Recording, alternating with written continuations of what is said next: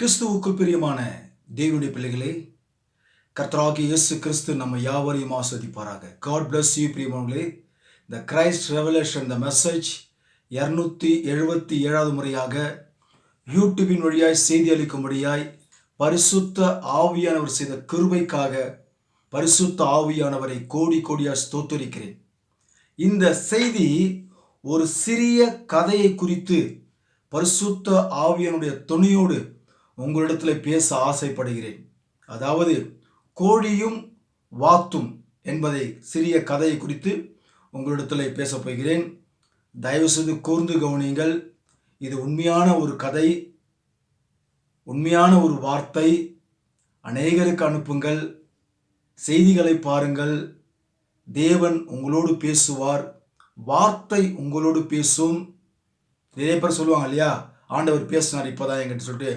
அப்படி இல்லை, தேவனுடைய வார்த்தை உங்கள் உள்ளத்தில் பேசும். நிச்சயமாக தேவனுடைய சத்தியத்திலே நிலைத்திருக்க வேண்டும் என்றுதான் என்னுடைய ஆசை. ஆகவே கூர்ந்து கவனியுங்கள் இந்த சிறு கதையை அநேகருக்கு அனுப்புங்கள். கோழியும் வாத்தும் என்பதை குறித்து, இந்த சிறு கதையிலே என்ன வரப்போகிறது என்பதை குறித்து நீங்கள் கூர்ந்து கவனியுங்கள். கர்த்தர் உங்களையும் அடியனையும் ஆஸ்வதிப்பாராக. ஆமென். சரி, ஒரு மனுஷன் என்ன செய்யறான்னு கேட்டீங்கன்னாக்கா,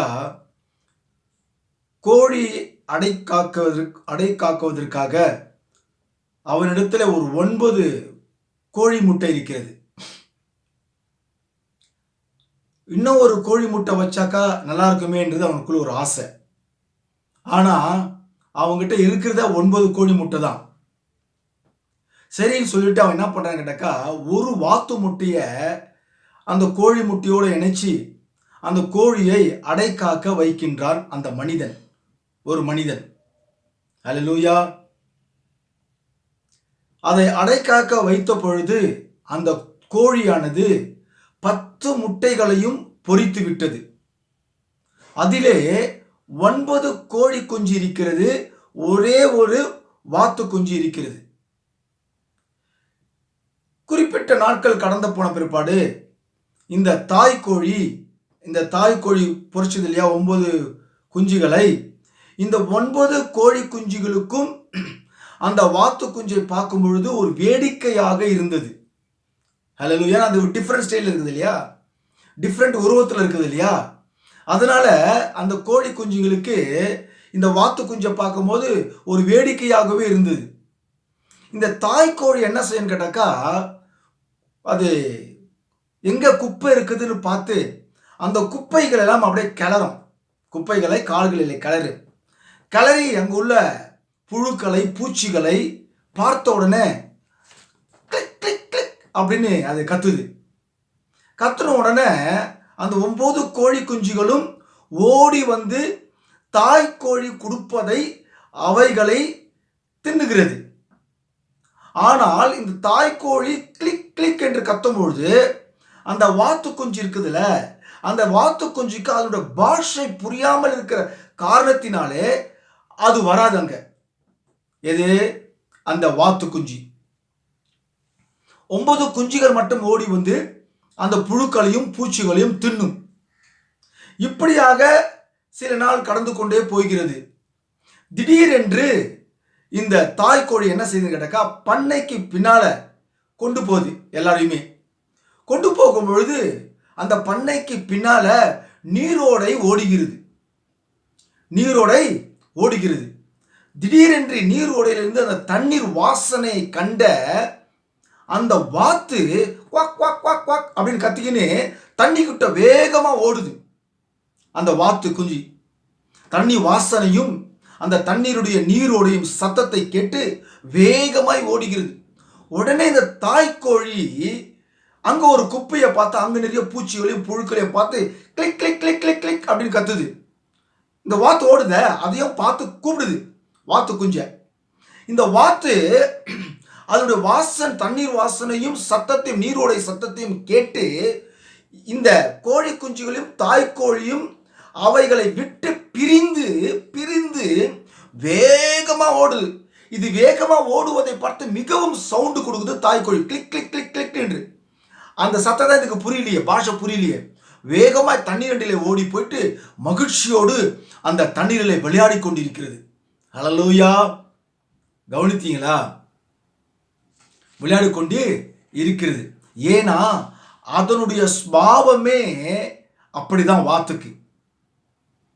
ஹல்லேலூயா. அதனுடைய சுபாவமே அப்படிதான் அந்த வாத்துக்கு. ஆகவே அருமையான தேவனுடைய பிள்ளைகளே, இந்த நீரோடையை பார்த்த பிற்பாடு, வாசனையை பார்த்த பிற்பாடு, அந்த வாத்தானது அது சுபாவமானது தண்ணீரண்டையை நாடி ஓடி சென்றது. ஆகவே அருமையான தேவனுடைய வெளியேறப்பட்ட பிள்ளைகளே, நீங்கள் உண்மையான தேவனை ஆராதிக்கிற பிள்ளைகளாக இருப்பீர்கள் என்று சொன்னால், நீங்கள் தேவனுடைய வார்த்தையை விசுவாசிப்பீர்கள் என்று சொன்னால், தேவனுடைய வார்த்தையை நீங்கள் தாகமாய் கேட்க விரும்புகிறீர்கள் என்று சொன்னால், அந்த வார்த்தை போல நீரோடு எங்க இருக்கிறதோ, தேவனுடைய சத்தியம் எங்க இருக்கிறதோ, தேவனுடைய வார்த்தை எங்க இருக்கிறதோ அங்கு ஓடி போவீர்கள். அல்லேலூயா. அதனுடைய சுபாவம், வார்த்தையுடைய சுபாவம் அப்படிதான். நீங்கள் விசுவாசியாகிய நீங்கள் எந்த சுபாவத்தில் நீங்கள் இப்பொழுது வாழ்ந்து கொண்டிருக்கிறீர்கள்? கோழியின் சுபாவத்தில் நீங்கள் வாழ்ந்து கொண்டிருக்கிறீர்களா, இல்ல வாத்தின் சுபாவத்தில் நீங்கள் வாழ்ந்து கொண்டிருக்கிறீர்களா? நீங்கள் உண்மையான கிறிஸ்துவ பிள்ளைகளா நீங்கள் வாத்தாக இருப்பீர்கள் என்று சொன்னால், நீ உண்மையான தேவனுடைய மகனா இருப்பாய் என்று சொன்னால், நீ தேவனுடைய சுபாவமாய் நீ இருப்பாய். ஹல்லேலூயா. எதுவா இருப்பாய்? தேவனுடைய சுபாவமாய் இருப்பாய். நீ பரிசுத்தத்துக்கு செல்வாய். பரிசுத்த ஜீவியத்தில் வாழ முயற்சி செய்வாய். பரிசுத்த நடை உன்னிடத்தில் இருக்கும். பரிசுத்த பேச்சு உன்னிடத்தில் இருக்கும். பரிசுத்த கண்கள் உன்னிடத்தில் இருக்கும். பரிசுத்த செவிகள் உன்னிடத்தில் இருக்கும். பரிசுத்த அவயங்களாய் இருப்பாய் நீ. அல்லேலூயா. நீ உண்மையாய் வாத்தா இருந்தால். அருமையான தேவனுடைய பிள்ளைகளே, சற்று சிந்தித்து பாருங்கள். நீ ஒரு உண்மையான கிறிஸ்தவனாய் இருப்பாய் என்று சொன்னால், கிறிஸ்துவை விரும்புவாய். கிறிஸ்துவனுடைய உபதேசத்தை விரும்புவாய். தீர்க்கதரிசிகள் சொல்லக்கூடிய வார்த்தைகளை விரும்புவாய். ஹல்லேலூயா. என்ன நேரிட்டாலும் சரி, நீ அந்த கோழி குஞ்சிலிருந்து பிரிந்து வருவாய் நீயும். ஹல்லேலூயா. தேவனுடைய வெளியேறப்பெற்ற பிள்ளைகளை, நீங்கள் கோழி குஞ்சிகளா இல்ல வாத்தா என்பதை குறித்து நிதானித்து பாருங்கள். நீ ஒரு கோழியாக இருந்தால் குப்பையை கிளறி அதில் உள்ள பூச்சிகளை தின்பாய், புழுவை தின்பாய், குப்பையை நாடி போவாய். நீ ஒரு பறந்தா இருந்தால் மரித்த பிணங்களை தின்பாய். இன்றைக்கு கிறிஸ்தவர்களாகிய நீங்கள் கோழிகளாக இருக்கிறீர்கள். அல்லேலூயா. இன்றைக்கு ஒவ்வொரு கிறிஸ்தவனும் கோழிகளாக இருக்கிறார்கள். எப்படி என்று நான் உங்களுக்கு காண்பிக்கின்றேன். அல்லேலூயா. தாய்க்கோழி என்ன கொடுக்கிறதோ அதுதான் இன்றைக்கு இருக்கிற கிறிஸ்தவர்கள் கோழி குஞ்சுகளாக இருந்து அந்த கோழி கொடுக்கிற தீனிகளை நீங்கள் சாப்பிட்டு கொண்டு வருகிறீர்கள். அல்லேலூயா. அருமையான தேவனுடைய பிள்ளைகளை, மனுஷனுடைய கற்பனைகளை இன்றைக்கு போதகளாய் மாற்றி அவைகளை தீனியாக உங்களுக்கு கொடுத்து கொண்டு வருகிறார்கள். அல்லேலூயா. நன்றாக சிந்தித்து பாருங்கள். நீ என்னவா இருக்கிறாய்? சபை கட்டுப்பாட்டுக்குள் இன்றைக்கு ஒவ்வொரு கிறிஸ்தவனும் என்ன நினைக்கிறான்னு கேட்டாக்கா, எனக்கு கல்லறை வேணும், என் மகனுக்கு திருமணம் செய்வதற்கு எனக்கு என்று ஒரு சபை வேணும், நான் சபை கட்டுப்பாட்டுக்குள் இருக்க வேண்டும், என மரித்து போனால் எனக்கு கல்லறை தேவைப்படுகிறது, என் மகனுக்கு திருமணம் செய்வதற்கு ஒரு சபை தேவைப்படுகிறது என்று சொல்லி சபையின் கட்டுப்பாட்டுக்குள் ஜீவித்து கொண்டு வருகிறான். அவன் தேவனுடைய வார்த்தையை நாடி போகவில்லை. இந்த வார்த்தை போல இந்த வார்த்தைக்கு தண்ணீர் வாசனை வந்துவிட்டது, நீரோடை சத்தங்கள் கேட்டுவிட்டது, கோழி குஞ்சியையும் அந்த தாயும் பிரிந்து ஓடி சென்றது. அது போலதான் இன்றைக்கு ஒவ்வொரு கிறிஸ்தவனும் ஸ்தாபனத்தில் இருக்கிற அந்த கோழி கொடுக்கிற புழுக்களையும் பூச்சிகளையும் தின்று கொண்டு வருகிறீர்கள். அதை விட்டு பிரிந்து வாருங்கள் என்பதுதான் என்னுடைய செய்தியாக இருக்கிறது. பிரியமானவர்களே, அருமையான தேவனுடைய பிள்ளைகளை, சிந்தித்து பாருங்கள். நீங்கள் இன்றைக்கு கோழி குஞ்சுகளா இருக்கிறீர்களா இல்ல வாத்து குஞ்சா இருக்கிறீர்களா?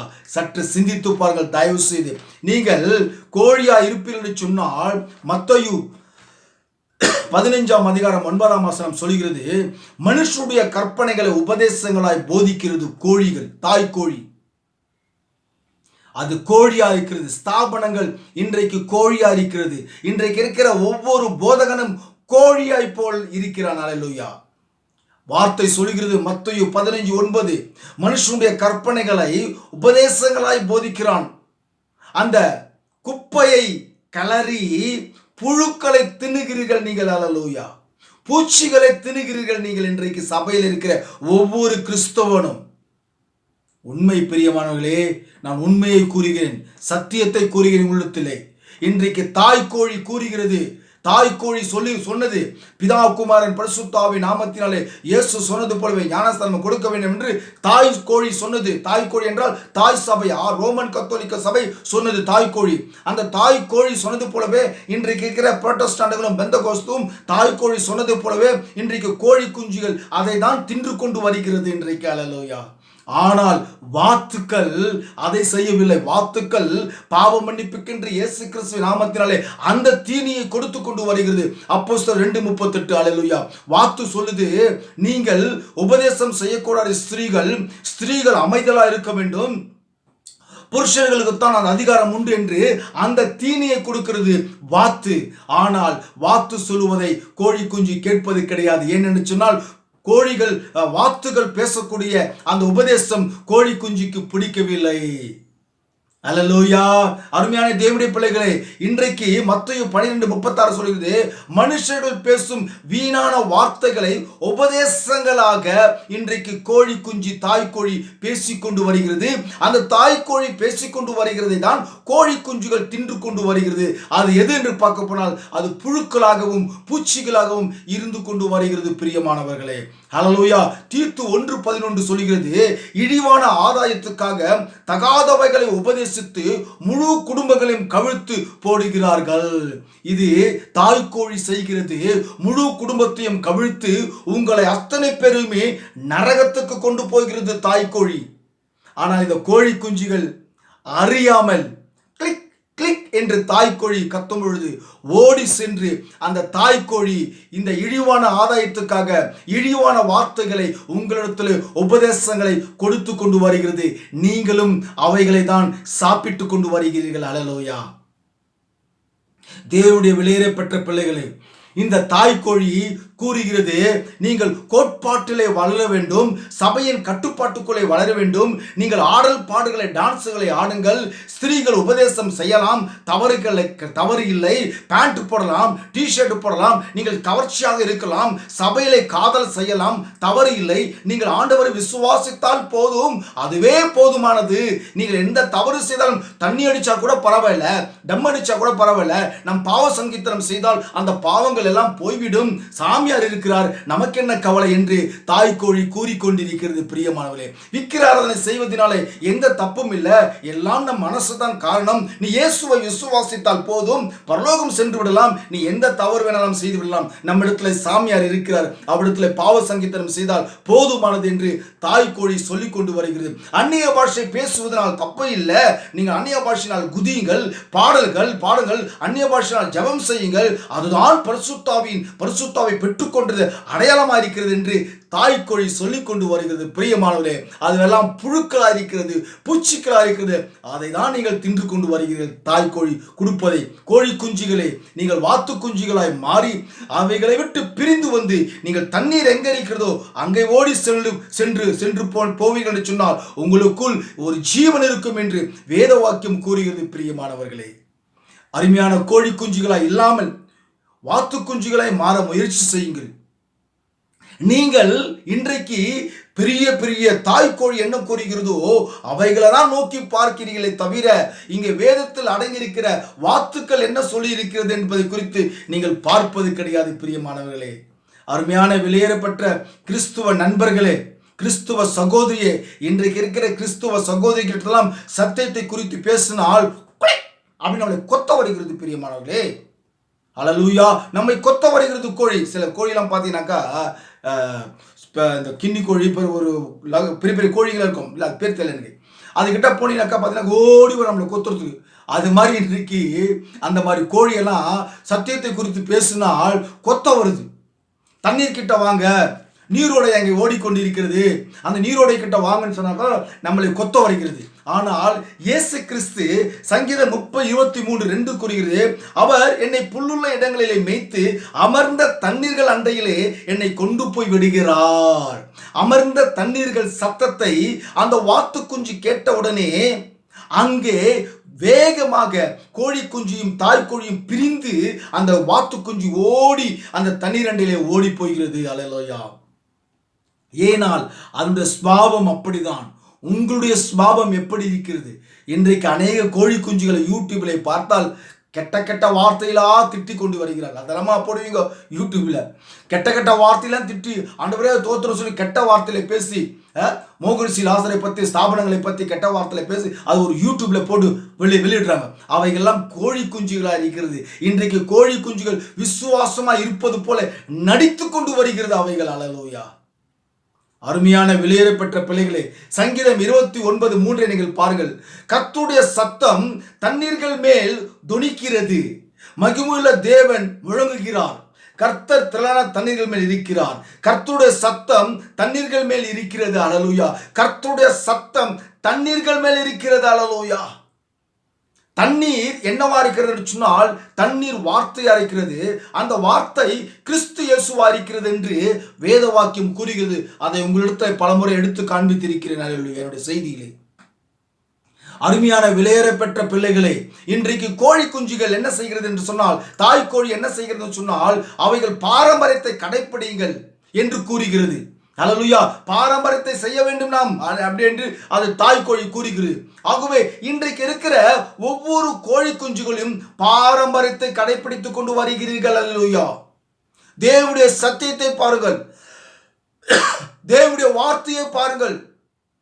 நீங்கள் உண்மையான வார்த்தா இருப்பீர்கள் என்று சொன்னால் தேவனுடைய வார்த்தையை பார்ப்பீர்கள். தண்ணீர் ஓட எங்க இருக்கிறது, தண்ணீர் சத்தம் எங்கே கேட்கிறது என்று நீங்கள் பார்ப்பீர்கள். அல்லேலூயா. கோழி குஞ்சு தாய் கோழி என்னத்தான் கூவினாலும் அந்த பாஷை உங்களுக்கு புரியாது, நீங்கள் வார்த்தா இருப்பீர்கள் என்று சொன்னால். அல்லேலூயா.